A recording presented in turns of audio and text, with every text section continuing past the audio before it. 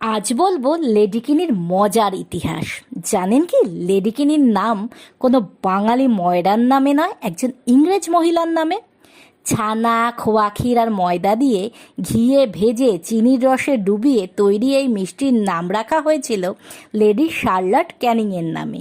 তিনি ছিলেন ভারতের প্রথম ভাইসরয় লর্ড ক্যানিংয়ের সহধর্মিণী।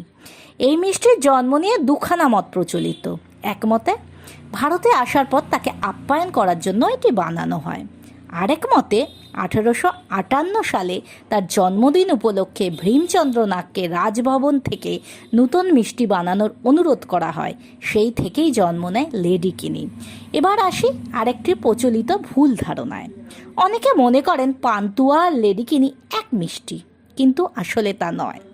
উপকরণ, স্বাদ ও গঠনের এই দুই মিষ্টির মধ্যে পার্থক্য রয়েছে। লেডিকিনিতে থাকে ছানা ও খোয়ার বিশেষ মিশ্রণ, আর তার স্বাদ ও গঠন আলাদা। পান্তুয়া শব্দটির উৎপত্তি নিয়েও নানা মত আছে। অনেকে বলেন পানি আর তাওয়া এই দুই শব্দ থেকেই এসেছে পান্তুয়া নাম। আবার প্রাচীন বাংলা গ্রন্থ ভাবপ্রকাশে দুগ্ধকুপিকা নামে এক ধরনের মিষ্টির উল্লেখ পাওয়া যায়, যাকে অনেকে আধুনিক পান্তুয়ার পূর্বসূরি বলে মনে করেন। একসময় বাঁকুড়া, রানাঘাট আর বিশেষ করে সিউড়ির ক্ষীরের পান্তুয়া ছিল অত্যন্ত বিখ্যাত। আর আজকাল বিয়েবাড়িতে যে গুলাব জামুন খায় সেটি কিন্তু লেডিকিনি বা পান্তুয়া নয়।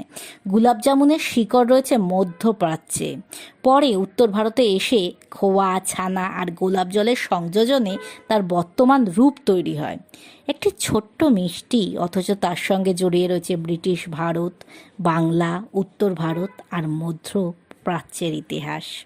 তাই খাবার শুধু স্বাদের নয়, ইতিহাস আর সংস্কৃতিরও এক অমূল্য দলিল।